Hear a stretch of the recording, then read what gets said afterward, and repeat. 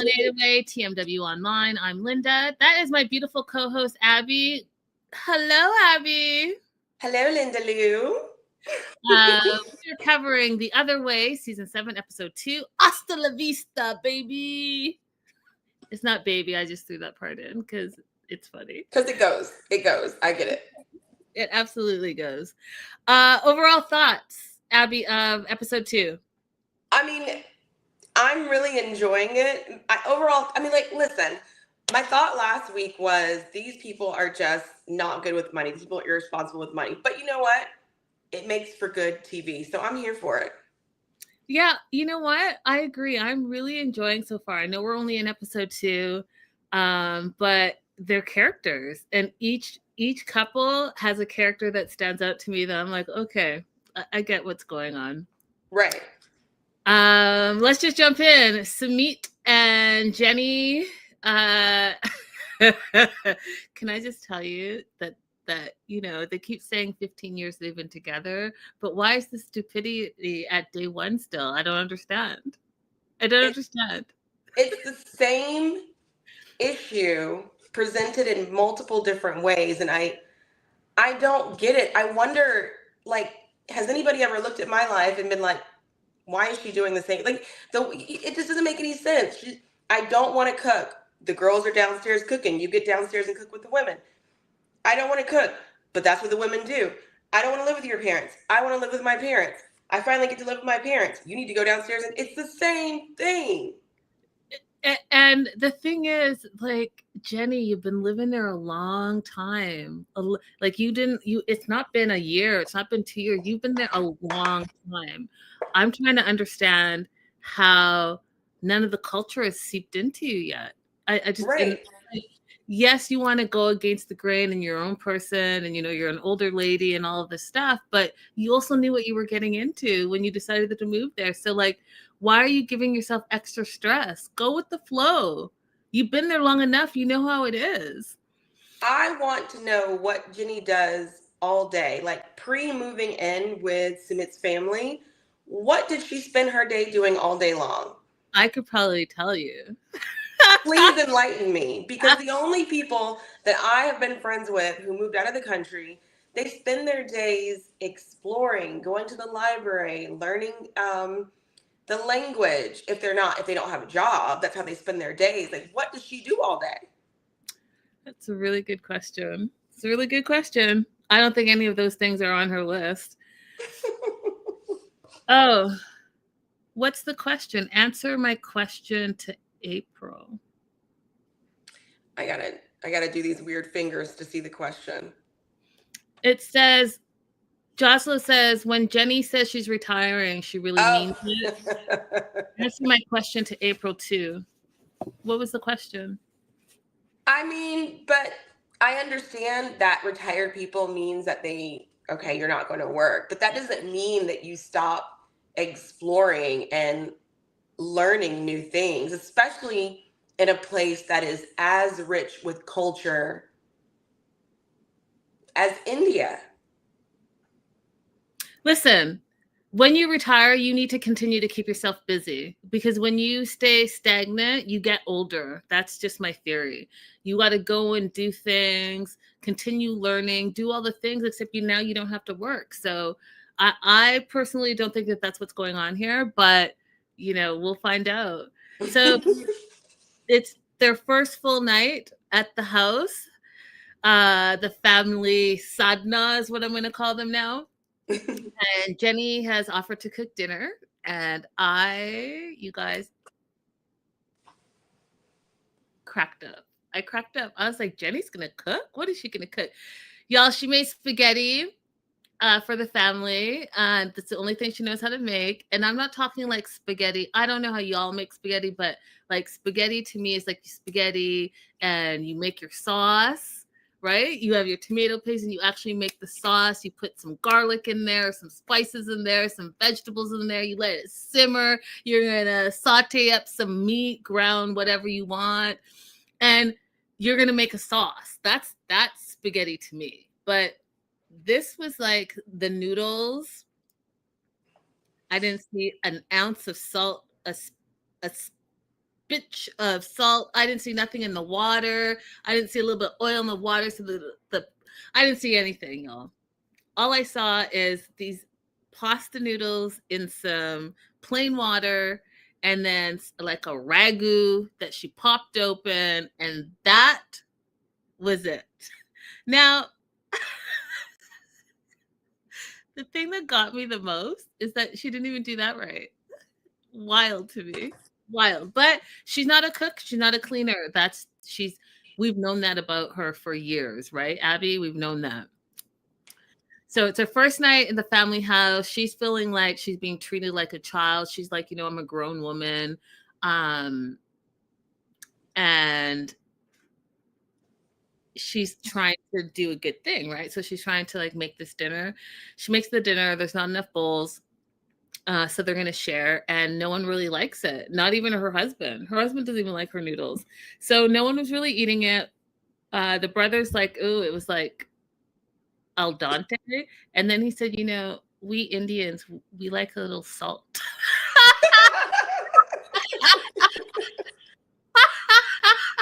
I don't understand, Linda, why she wouldn't just go out somewhere and bring something home. Like, why would she even feed them that? If I didn't feel comfortable feeding my in-laws, I would just run out and pick up a pan of rice and a pan of naan and a pan of like some chana or something, right? Facts. Jocelyn said, and she had the nerve to say her spaghetti was a sensation back home. I guarantee you it wasn't. Guarantee you it wasn't. Guarantee you it was not. The family's opening a cafe together. And meanwhile, the mom wants Jenny to learn how to cook. Now, I don't understand why she's like, I don't cook. But if you have all this free time on your hand, why not learn how to cook Indian food? What an amazing skill to have. Like, I don't understand why you're so anti doing anything. Because it will also probably, in the end of the day, make your life a lot easier and a lot happier. And guess what? You'll get to make delicious food. So exactly. I agree with the mom said next. The mom said, Jenny's lived in India a long time and she has learned nothing. And she's not wrong, you guys. Sometimes sadhana to me is over the top, but she's not wrong in that statement. Like, what have you learned? Because it's no language. It's nothing about the culture. Like Abby said, have you explored, or have you gone to museums? Have you gone to gardens? Have you picked up, I don't know, have you done like yoga? Like, what have you done? Nothing. It's really weird too, because it's like in her DNA to be a settler, and she's just not even like where's her? She doesn't even bother like having a YouTube channel. Here's me learning how to cook this like Indian food. Like, she's not even trying to capitalize off of being in India. It's so weird. Yeah, it's really weird. So the mom's like, yeah, we'll help teach you to cook, right? And Jenny's like, yeah, I'm not cooking. I'll clean, but I'm not cooking. And meanwhile, we already know she's not good at cleaning either. That's it. We sing your place, Jenny.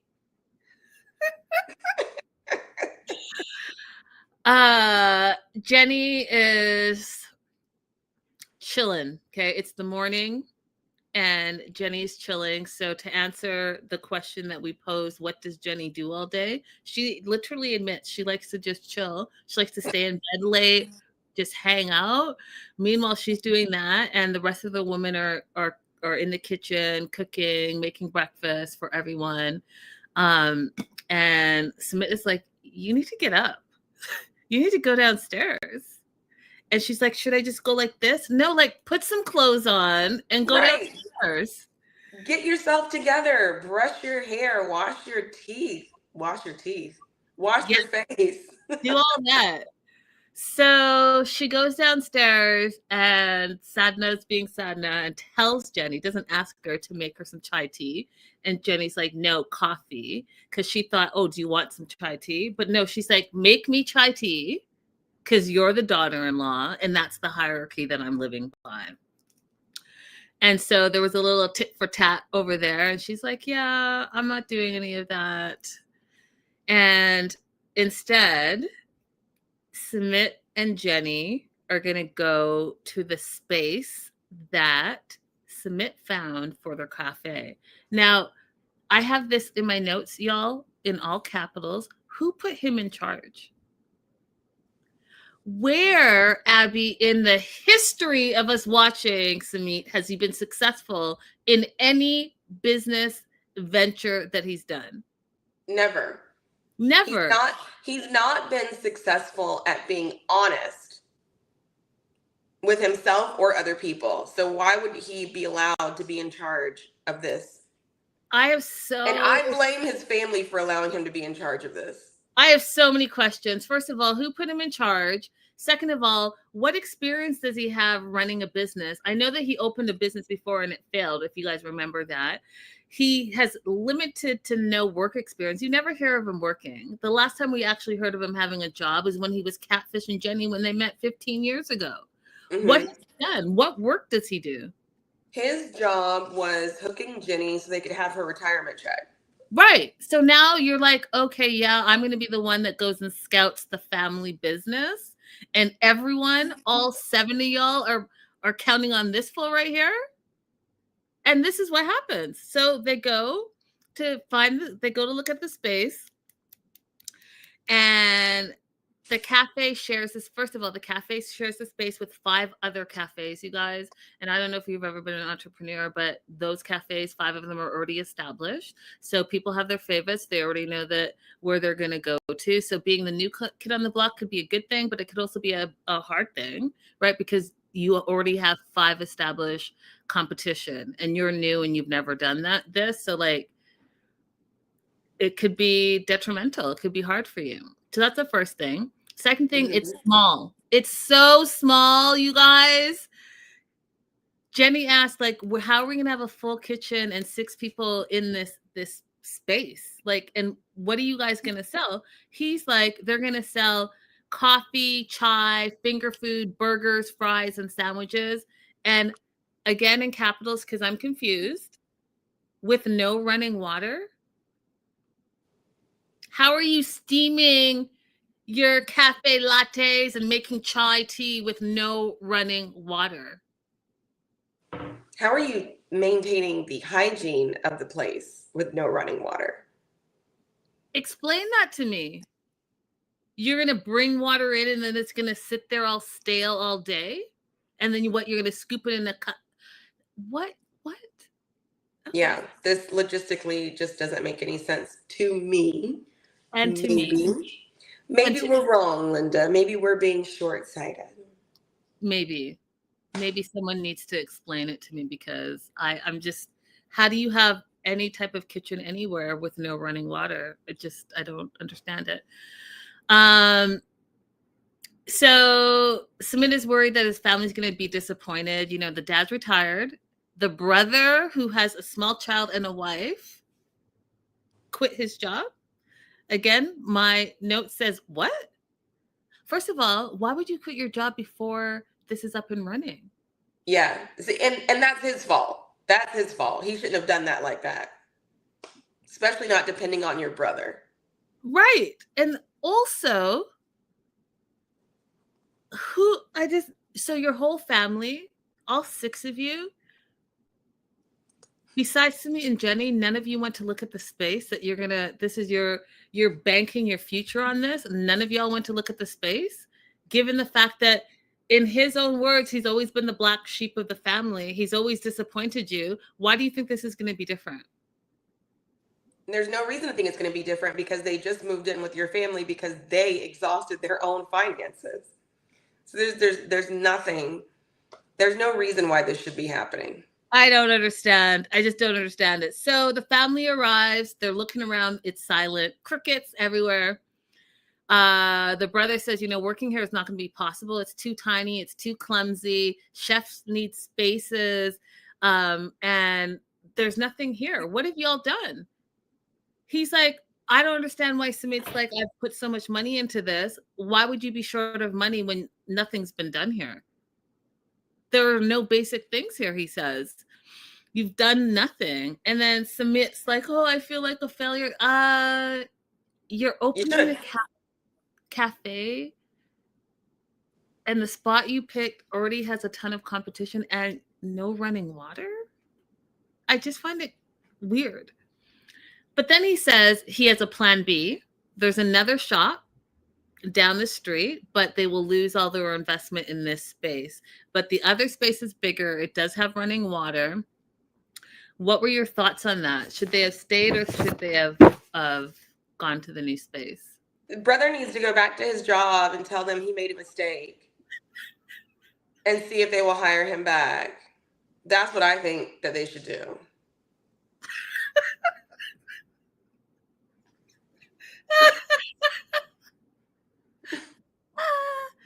I think that they should have gone with the other space, even though the foot traffic wasn't going to be the same.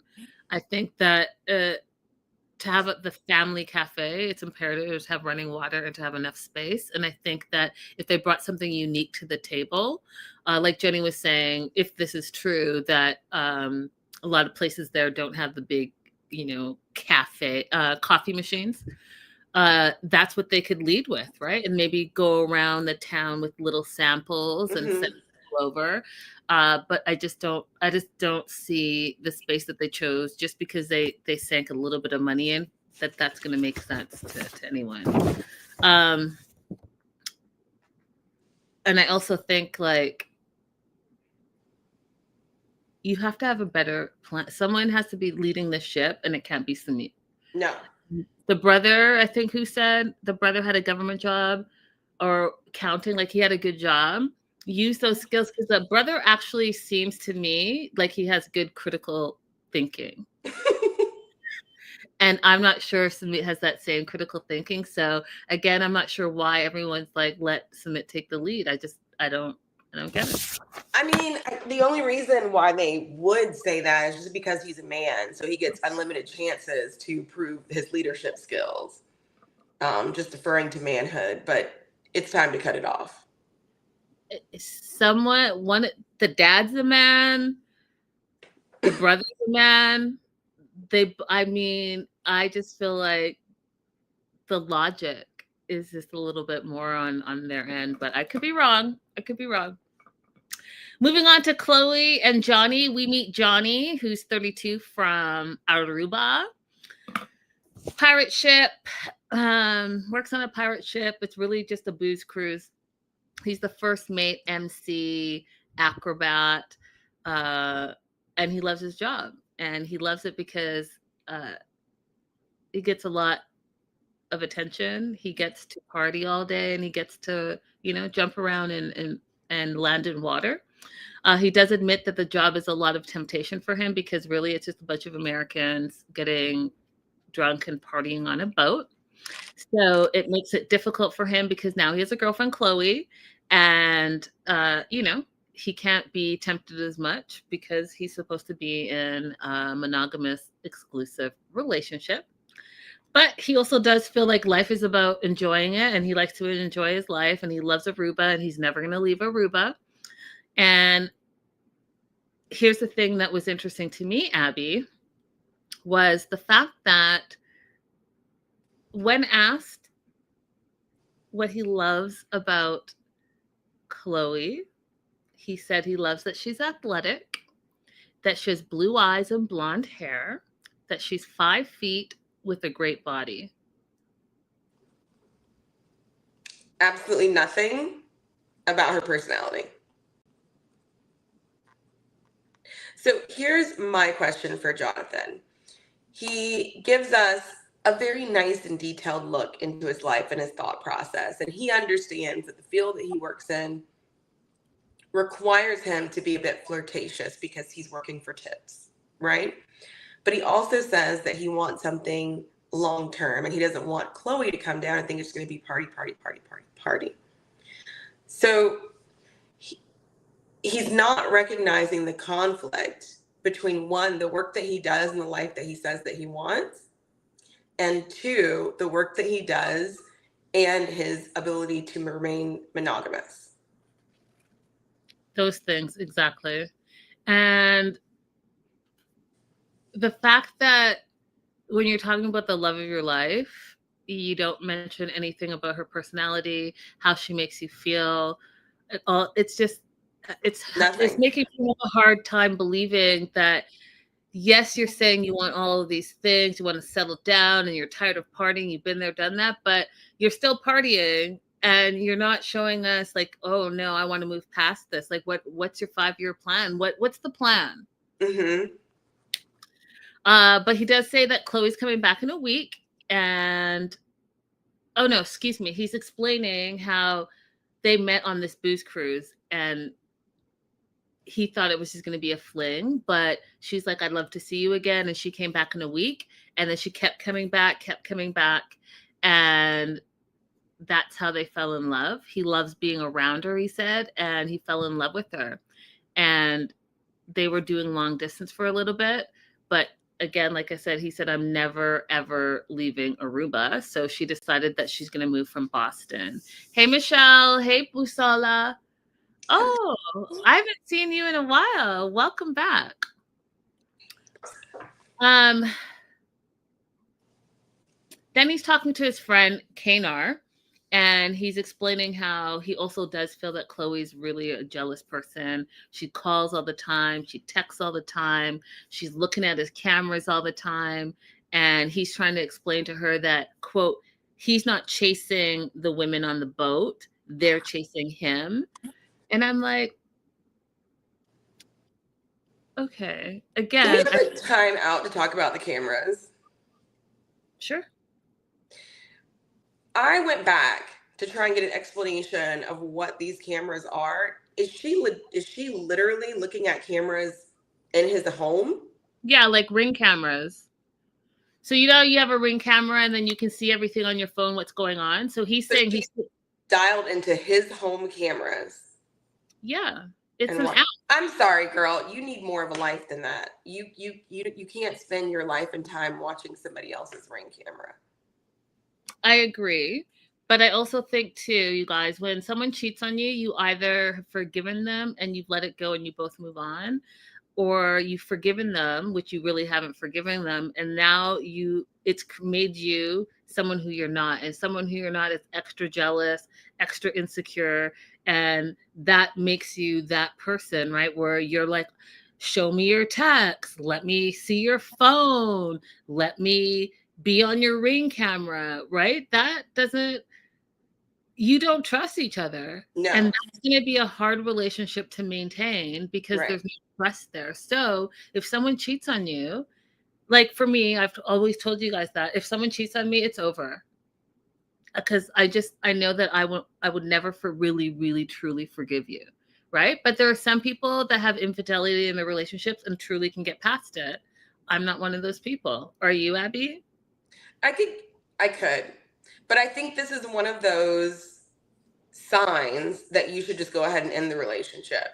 If you find yourself dialing into somebody else's Ring camera because you're questioning what they're doing, I think this is a sign you need to just go ahead and end the relationship. And it's not about whether you find something on the camera or not, but feeling like that's what you have to do, just go ahead and be single. I mean, we're saying the same thing for sure. Yeah. So Johnny is continuing to complain to his friend. He acknowledges that he cheated in the beginning and that he does say that he's not the only one. And again, here's where they're both showing, in my opinion, that they don't trust each other. So while she was sleeping, you know how some insecure people do this? Sleeping and they go into your phone, either like Face ID if they can without your eyes, or they tap in with your code and then all of a sudden they're all through your phone. What? That's another, just leave. If you feel you're reaching over to start doing that, just leave. Just be single. But yeah, go ahead. Yeah, it's just not good, you guys. It's to me, it just seems like that you can't be happy. If you have to like wait till your partner is sleeping to find out things that you don't trust in them, you need to look at yourself and you need to look at your relationship. So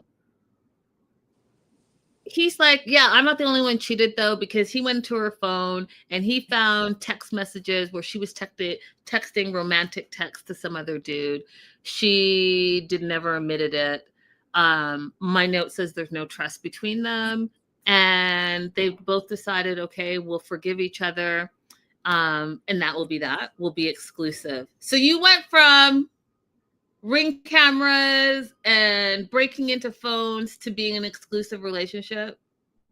Yeah, that was a weird progression. But this is interesting to me because now Chloe has been confronted by a friend who says, hey, he cheated on you. I think this is a great idea. And she never says, well, actually, I did the same thing back. We wiped the slate clean. We're moving forward. She just let it be on him. And then she's like, oh, I'm not going to tell my mom about all the things that happened between us. I don't want her to know that he cheated on me. You didn't say, and I don't want her to know what I did. So also Chloe's not recognizing. We wouldn't know if he didn't tell us. We would have just had this opinion that he was the one who was the cheater and not that she ever did anything that was not great, you know? Mm-hmm. So they don't have any trust each other. She doesn't seem to be honest with herself about her own behavior. But like I said last time, look, Chloe's young. I think this is just a little side quest for her, and then she'll be back in Massachusetts at some point. If she gets out of this without having a baby, I think it's just a win for her to explore.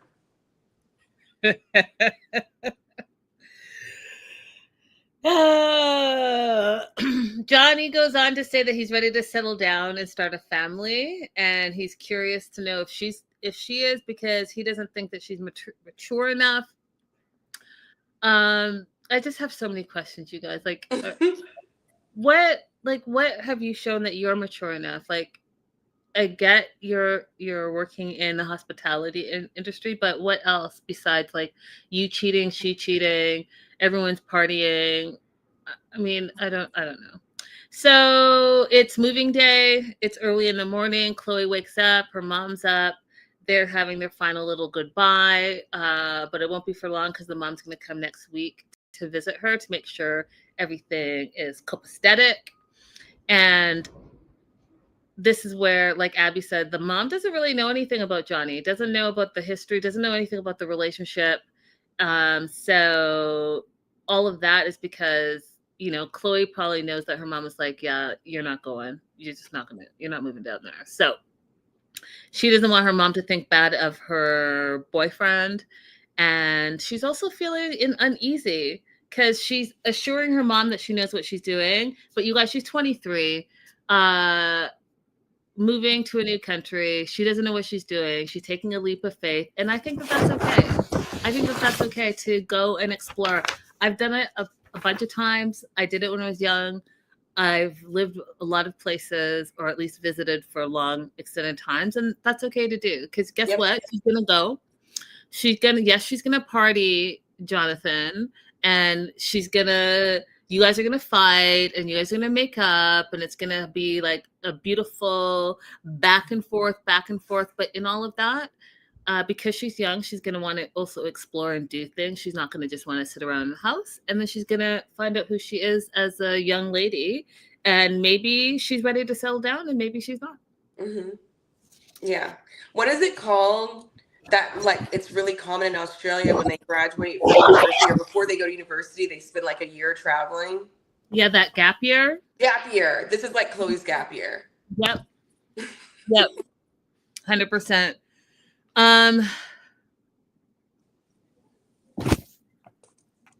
Busala said, I wonder if Chloe's mom feels more comfortable with her going because there's cameras coming with her. Maybe. I would, as a parent, I would feel more comfortable. Yeah. I mean, maybe you feel all things, because you might feel like, oh, I don't want the producers like egging them on to have to do certain things or behave certain ways. And I don't want my child to be embarrassed because they're going to be on film for all, to see. But also maybe you feel safer too. Yeah, for sure. Moving on to Manon and Anthony and Benjamin and the crew. We left off with Manon kicking the family out of the house because Sarah was saying the most, doing the most. And they pick up with Manon say, I love your brother, Sarah. I was just venting to you. I want my relationship to improve, and that's what I was trying to explain to you. I personally think it was a really trash thing that Sarah did to share that information that she shared in confidence for the whole family. I just think it was trash. And even the father, because Sarah was still the father's like, enough. I am the father here, enough. Did you hear him say that, Abby? Yeah. They all agreed. I agree. But I also wouldn't vent to my sibling-in-law about my spouse. And I wouldn't allow my brother-in-laws to vent to me about I'm like, you need to find a friend for that. I'm not the friend for that. And what's interesting we find in this episode, you guys, is that Sarah and Anthony are twins. Yeah. He mentioned that so casually. Really casually, but twins, that bond, like now, like Sarah was in the wrong, but I also know that that's her twin. Mm-hmm. Like whatever you're saying, and especially when she said that, you know, you don't think you could live or you feel suffocated or whatever she said, very, very harsh. That twin took it personally because your twin is like who you and your twin are like this. So it gave me a little bit more context, right? Like siblings are siblings, but twins. Mm-hmm. So Manon starts crying. And she's like, it's not cool what she said. The mom comes in and the brother comes in and they're all like, you know, we're going to leave because tensions are high. And Manon starts trying to explain to the mom again. And the mom's like, we're just going to leave it. We're going to let things settle. And then, you know, we can circle back to this. But for now, you know, goodbye. Which I thought was really nice. I think they have a lovely family. Yeah. That's my first impression.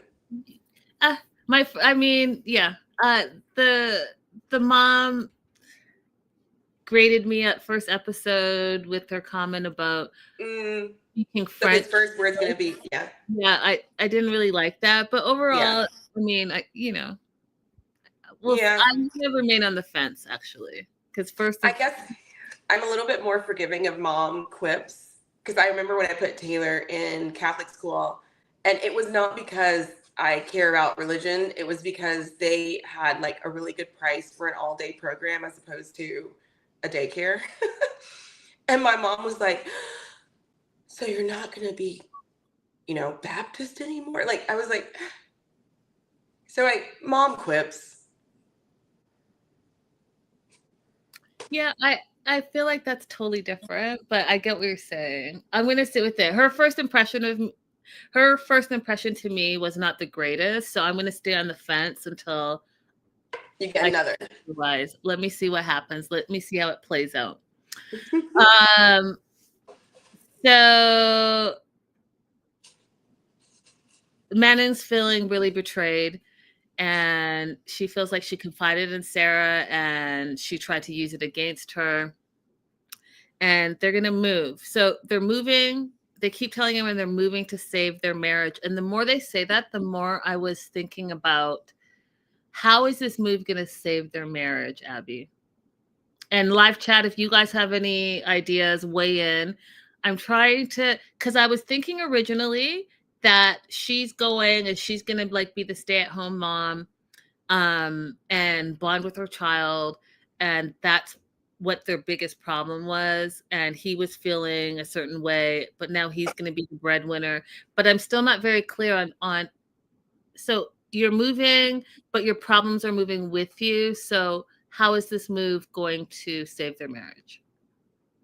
Their perception is that in France, that she is not going to be under the same pressure to make money, and therefore she will be happier, and it will be better for their relationship for her to be happier, because we don't see that he has any problem with the current arrangement. She's the one that has a problem with the number of hours that she's working right now and feeling like the son prefers him, not feeling like connected to her son. Do I believe that's what's going to happen when they get to France? No, I do not. I think she's going to hate living with her family. She's already detailed how they have been very negative towards her regarding her weight, regarding her marriage. She's detailed how the community is not very nice to her, and how much she did not feel good about herself living there. So is she suddenly going to move back to that same environment and be like, yes, I can now relish in motherhood? I don't think so. I mean, I don't get it. Michelle says, I don't think it will save their marriage.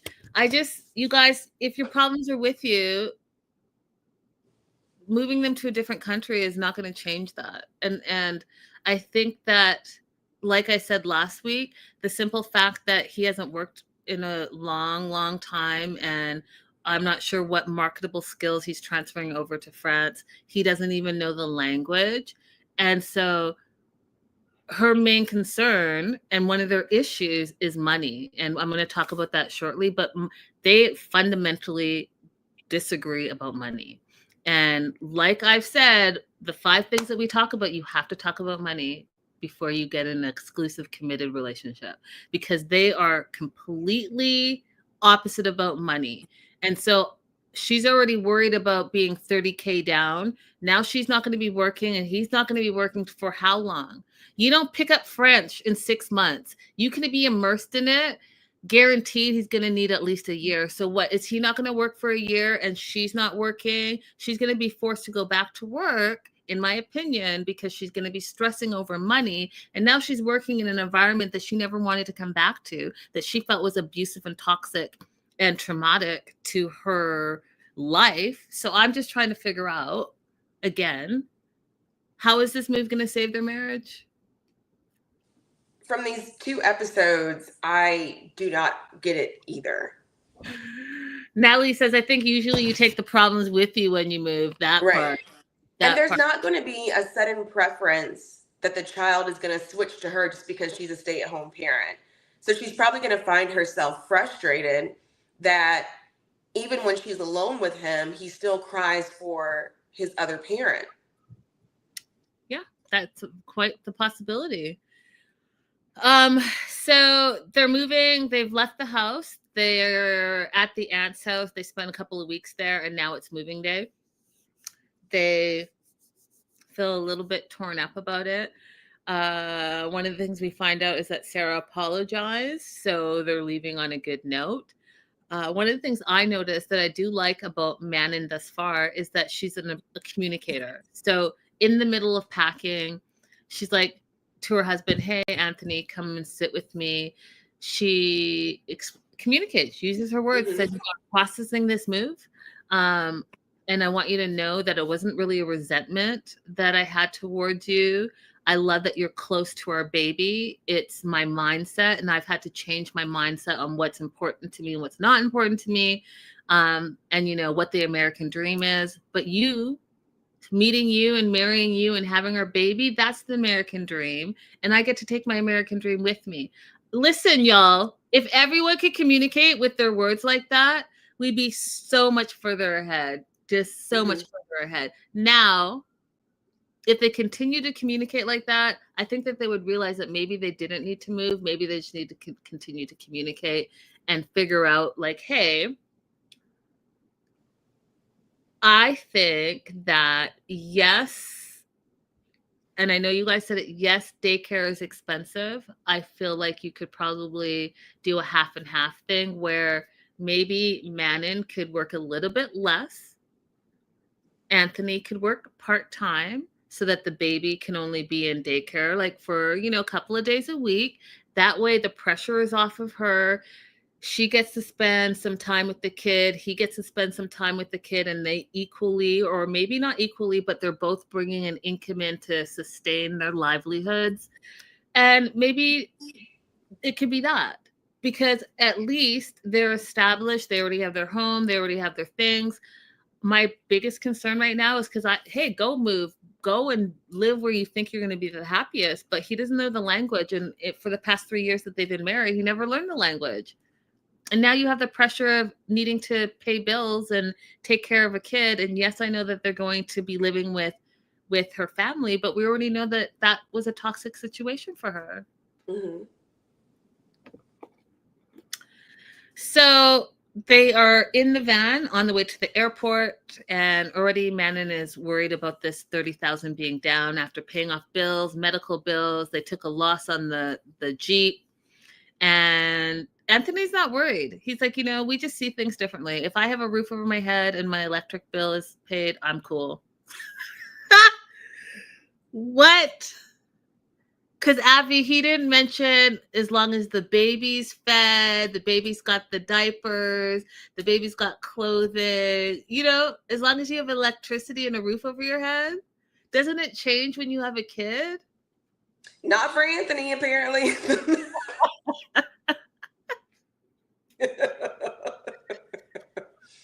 Not for him. Anthony said life finds a way.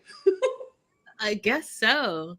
So they're going to have a rude awakening. Let me tell you something. So they're driving, and then he said, I just really want more help with parenting.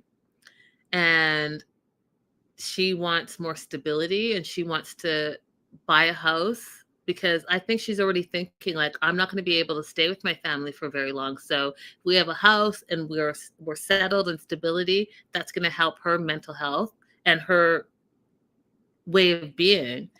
But that's not what he's thinking. He's thinking, hey, listen, he literally says he feels like he's been doing solo parenting. And I thought that was a really low blow.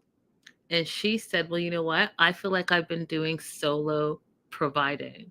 Now, you guys, those are the issues that, again, my question is still there and on the table. Why is the move going to save their marriage? Because the two issues, the parenting and the money. Parenting and money. And like Michelle and Natalie said, you're taking those things with you. Absolutely. And I also don't understand how France fixes it, because France is expensive.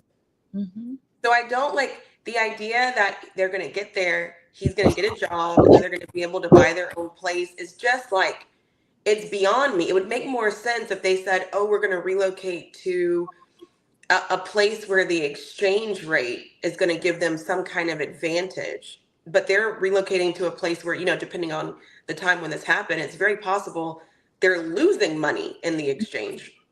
Mm-hmm. So all right.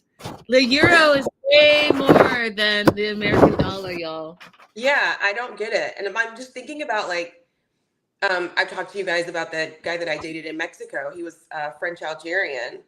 And I asked him about moving back to France, and he was like, I would never move back to France. Never. He was like, number one, I don't get treated well because I'm Algerian.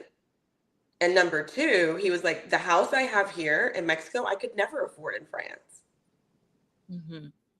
So he was quite content to just visit his family every so often and live there. It did help that he got paid in euro, but like, he was like, move to France. So I don't get I don't get the financial part of this plan at all. Yeah, me neither. But listen, it's making for good TV, so let's find out. Madeline and Luke. Listen, Madeline, this episode really just proud of you, girl. Proud of you. Okay, so Luke's moving in a week. And as soon as he gets to Columbia, 2 weeks later, they're getting married. Madeline is apartment hunting. And I was like, girl. Absolutely. Your apartment. Buying an apartment with her own money as an investment to herself. Let me repeat what I just said. Buying the apartment with her own money as an investment to herself. Now, her friend thinks that the man should buy the apartment, and she's like, I would never, ciao. But Madeline says no.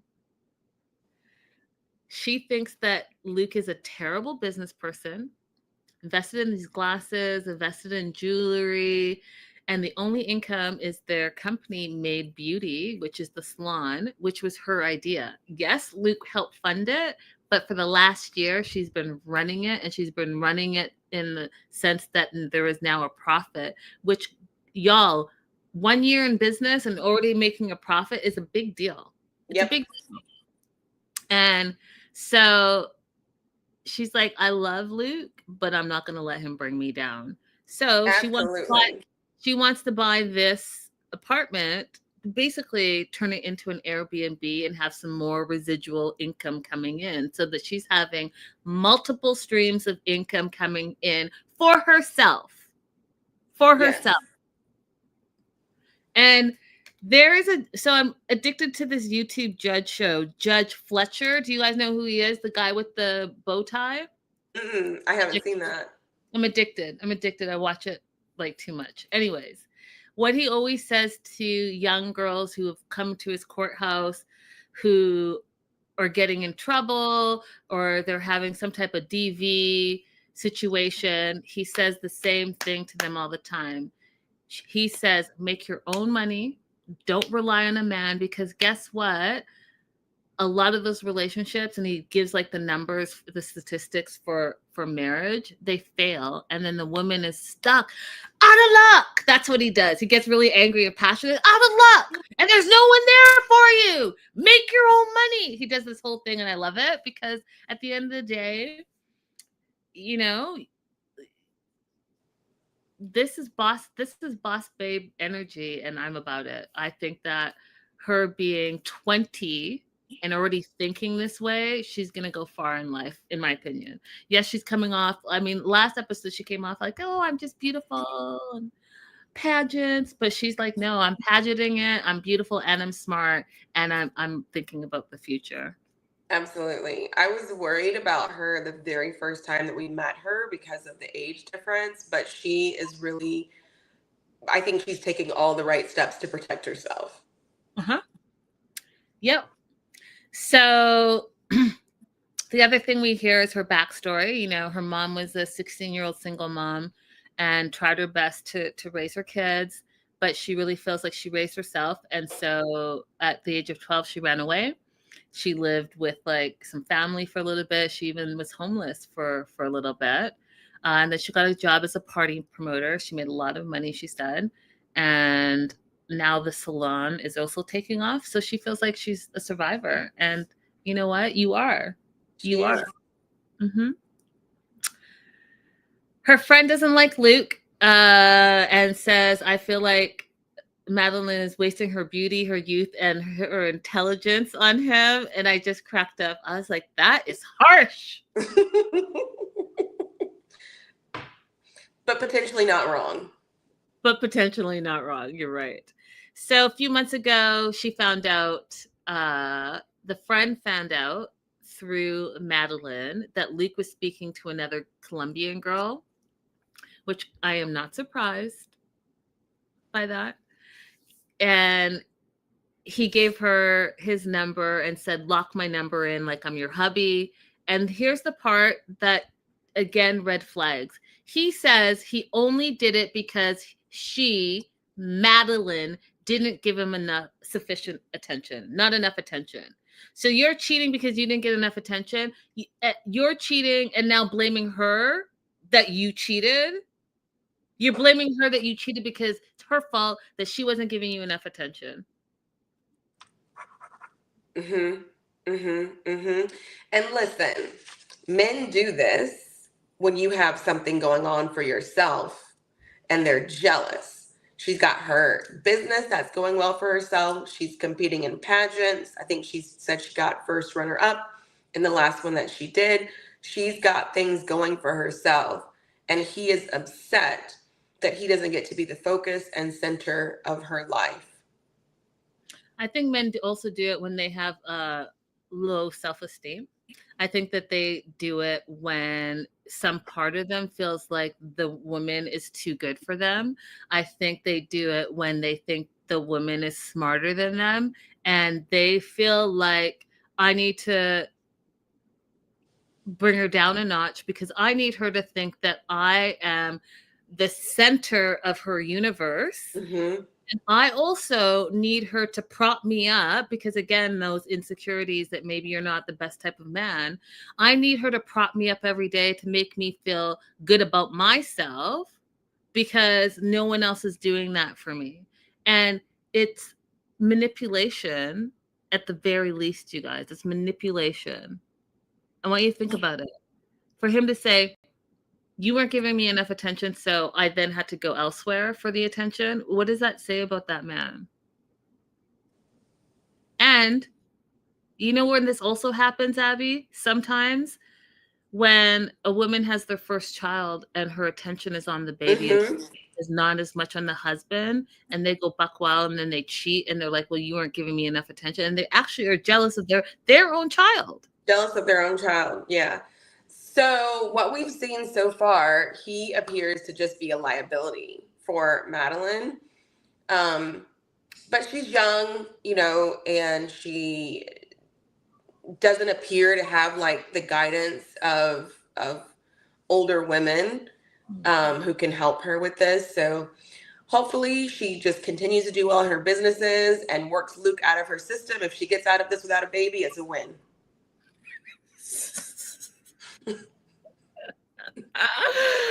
She loves him. It's the first love. And, first love, you guys, they're hard. You remember them for the rest of your life. So, I'm glad that she's sticking to like remembering that she needs to love herself first and she needs to do all the things first because you got to love yourself before you can love other people. And so she is putting aside all the stuff that Luke has done and his lack of successes in business because she loves him. So we'll see what happens. Meanwhile, stateside, Luke is moving in a few days. He really is scared to leave the US, he says, but he's going to do it because he loves Madeline. And in the meantime, his friends are throwing him a going away party.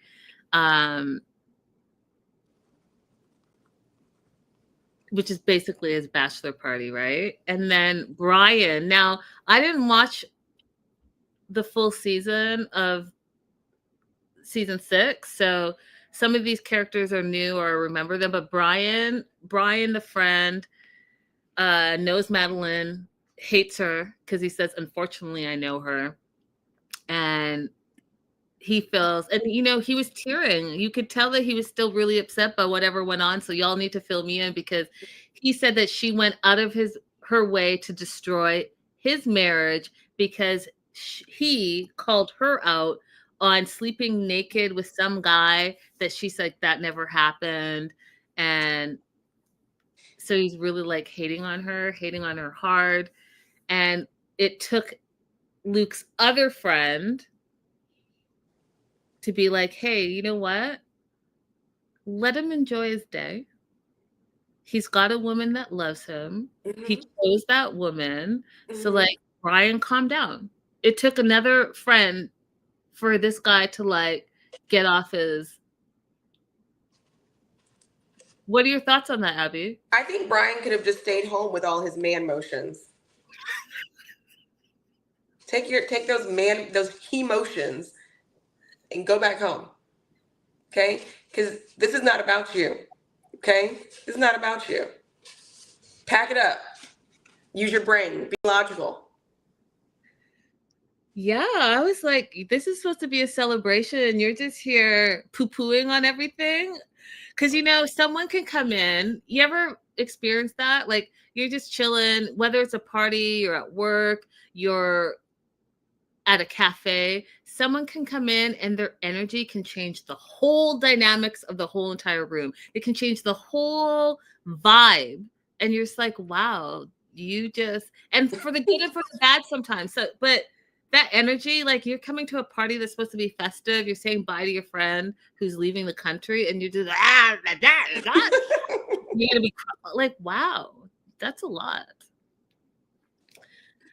So I'm happy that the friend was like, hey, this is his day. Let him enjoy it. You're like actually bringing us all down. Get a beer. Chill out. Mm-hmm. Anyways, the dancer arrives, Fiji. And this is the part that I was like, oh, Lord, maybe you can explain it to me. But I just thought how he said it was really very like, I'm American, because that's what he said. I'm an American, and having a stripper is a rite of passage. It's kind of like a cultural thing. Oh, I was like, oh, ew. I don't know that that's an American thing. I mean, I don't represent all of America, obviously, but like, I didn't grow up with the idea that, oh, when a man has a bachelor party, he has a stripper, and that's just a rite of passage. I don't know, but I grew up in the South. I grew up in the Bible Belt, so yeah, I don't know. You all tell me if that's a rite of passage and it's a cultural thing, because that's exactly what Luke said. I would say, like, if it's your preference, if that's just what you want, then say that's what you want. You don't got to call everything cultural just because you want it. Just say you want it. Facts. Last but not least, we met Hazel. Now, I will tell you this, you guys. I thought about you as soon as you came on the screen. Listen, so my first note was, oh Lord, no. That was my first thought, you guys. And I thought, oh my gosh, she's going to make this season so long for me. The Hazel of it all, I just cannot. And like, why are you laying on the ground, rolling around, kissing on your cat and loving your cat and telling me that Hazel understands you more than any other human, and that Hazel is the cat version of you, and that you and your cat are both Aries. You and your cat are quirky and passionate and chaotic and emotional. I was like, oh God, no, I cannot have a whole season of this. She's telling me her cat is the Aries. She's telling me her cat is passionate, and they're laying on like, I was like, I can't do it, you guys. I can't do it. But then she started reeling me in. She's like, oh, I'm a nonconformist. I was like, oh, great. This is going to be cockamamie. Like, I was going off in my head. I was like having a whole moment. Then I found out she went to law school. She passed the bar. I was like, oh, so she's quirky and smart. Okay, let me pay a little bit more attention. She wants to get into animal law. I have absolutely no idea what that is. Abby, what is animal law? Well, it depends on what she means by it. So she could be legitimately talking about like animal rights and the way that we process animals for consumption, or like kill shelters that, you know, like the, not ACLU, but the ASPCA kind of stuff. Or she could be talking about testing, like using animals for testing of certain products, like makeup, cleaning products. So it depends on like what she means by animal law. I mean, she could also be talking about veterinary science. So I'm not sure. She wasn't specific. Okay. So she's a vegan. She's been a vegan for 7 years, which is right up that whole, you know, animal law, protecting animals, all of that stuff that Abby just said. She goes on to say that humans don't really get her. And then I had a moment, even before I started to find out more about her history. I was like, oh, she's got some trauma, and animals are her way of coping. Let me calm down. Just because it's a cat and I personally cannot, let me be a little bit more open-minded, because now I think that there's something behind all of this, if that makes sense. It does. Great. Good. We meet Matthew from England, self-proclaimed nerd. He loves eccentric women, he says, and he gives this analogy about spaghetti and sauce and throwing a little chili in there. The chili is the woman, and he loves the chili. Then, you know, I was like, oh Lord. They met on a vegan dating app. Didn't know that was a thing. Had no clue. But I'm glad that they can sequester themselves. The way she made it sound, though, sounded terrible because she's like, I'm so glad he works in finance because the rest of them are like either hippies or jobless. That's so funny to me. She said it. She said it. It was funny when she said it, and it's still funny now. Yep, she said it. So he works in finance, and she was at Oxford on an exchange for school. She only had a couple of weeks left. She met him on the app. She asked him out, and he was, a little bit taken aback because she took the reins there, but he accepted. He was super nervous. He made index cards for questions on the first date, which I just thought was adorable. And they hit it off. And a year and a half, they've been doing long distance, back and forth, back and forth. And on her last trip there, he proposed. So she's moving to the UK in 2 weeks. They're going to live with his parents till they find a place of their own. And she has to leave Hazel, her cat, behind, has to rehome the cat because his parents already have animals and her cat does not get along with other animals. So the cat will not be going with her for now. And then when they have their own place, I'm sure she's going to bring Hazel over. Kind of just like how Jasmine left her kids and they just bring them over when she gets settled. Same thing with Larissa. You leave your kid, get settled, and then you bring them over. So my question is, I was hoping Crystal would be here today, actually. Is it also common in the UK for adult children to stay home? Is it common? I think it is. Okay. I just didn't know if that was common because my question was going to be like, why can't he get an apartment for you guys now? I mean, if he's in finance, he probably has the money. Yeah. But listen, living in England is expensive. Maybe they want to buy a place and not rent a place. Maybe they want to save their money and buy a place. Which would make sense.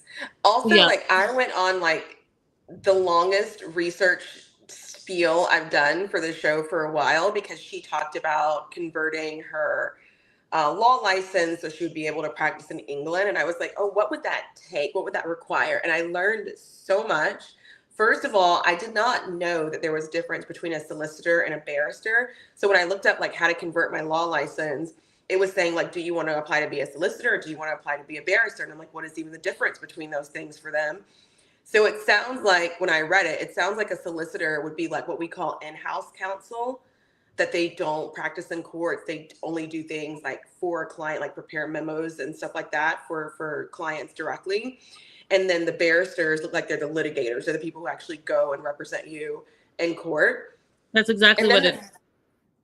Yeah, because like we don't have that distinction. Like we do have in smaller counties, you'll find a solicitor general that handles like traffic complaints or misdemeanors, but they're still in court. It's not like a separation between who's a litigator and who's not litigator based on any particular title. So that was interesting. And then it also looked like the process to switch your license was very much dependent on your prior experience. So there's some tests you have to take, but you also need to have some experience that they can convert for them. So I wonder what kind of work she was doing before she went to law school and what kind of clerkship she had that they'll be able to count as her experience. I really hope that they give us more detail on what this conversion process is like for her. I think that's interesting. 100%. 100%. Canadian legal system is it's based off the British legal system as well. So a lot of those things are the same. But we know that it's going to take her some time. She said she can't practice law till she gets licensed there. And she feels like she's giving up a lot. She's giving up her friends and her family and her cat. And she's moving across the country. But she believes in love and she wants to make sure that she takes this risk because she loves Matthew and she doesn't want to have any regrets. And so she goes over to her friend's house. They're having a bracelet party. They call themselves the Wives Club because a lot of them got engaged at the same time. They love knitting and crochet and tea and opera lessons. And then this is where we find out more about Greta. Oh, and I didn't say, so Greta, 27, Norman, Oklahoma. Her mom passed away when she was 5 years old. And then after a little bit, her dad got remarried, and there was conflict between the two families, and especially her stepmom, who didn't really interact with her, didn't really accept her, didn't really want her to be there. That's the feeling she gave this child, which I think is terrible. So she has trauma from that. So she has taken on the belief that she doesn't interact with families well, which I don't believe is true. I just think that you were in a family that had an adult that wasn't acting like a proper adult, because sometimes that happens when you try to blend families and one of the step parents is like, I have my kids, or maybe no kids, but those kids are not my kids, and they don't treat all the kids in the house the same. They treat their kids a specific way. And for some reason, there's like jealousy or animosity towards the kids that are not theirs. And it can make it a really terrible time. But, you're the adult. I need you to do better and be better. Yeah. I also, when I see that happen, I blame the bio parent, because you shouldn't be allowing anyone to treat your child that way. That's right. That's right. And no relationship, I think, is worth your child's mental health. Absolutely not. Stability. I just don't think that that.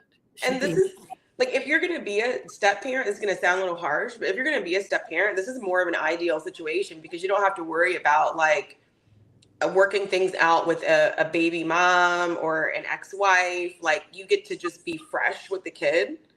So like, this is more of an ideal situation as a step parent than,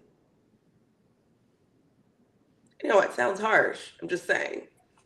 Yeah, and so if you can make this, she's 27 and she's holding on to trauma now, and she's taking that trauma thinking that she can't interact with other families, and that's putting her at a disadvantage. And that also explains her passion and holding on to animals, and her thinking that humans don't understand her thinking that she's chaotic. Like, I can go on and on and on, but it's from that trauma. And now I understand why she, like her friends say, she's an overthinker, but how she also retreats to people that are not going to be abusive towards her. Mm-hmm, mm-hmm. So she's going to go to the UK. She's going to volunteer at an animal advocacy when she gets there, until she can figure out how she can get her licensing. See how she has a plan? See how she has a plan, everybody? And I'm just saying, from Match Me Abroad, Harold, little quirky, had a plan, followed the rules. He would have been the most successful had, his Amber not like switched it up last minute. And now we have Greta, who's a little quirky, has a plan. Everyone else, all these, beauties and youngsters running amok with no plans. Just saying. Mm-hmm, mm-hmm. That's it, you guys. Happy Friday. Have an amazing weekend. We will see you on Monday. We're catching up. I feel for Hazel. The stepmom sounds like a Disney stepmom. Sad that the dad married someone like that. Facts. I wonder what kind of visa she has going there. Visitor's visa, a working holiday visa. I think I remember from the UK, 90 Day Fiance UK version, that they don't have like a 90-day like a K1 visa process, but they do have like a visitor visa that you can stay for a certain amount of days. And then if you get married, then it changes over. That's what I remember from watching 90 Day Fiance UK. Yeah, that's exactly how it is. Yeah. All right, you guys, have an amazing weekend, and we will see you on Monday. Don't forget to like and subscribe. And you guys, look at how beautiful Abby is. Abby's in her soft girl era. I just came from Pilates. And see? Good night, y'all. The other day, my sister called and I was like, oh, I'm on the way to Pilates. I made it off the wait list and I want to run and get a latte really quick. And she was like, who are you? Soft girl era.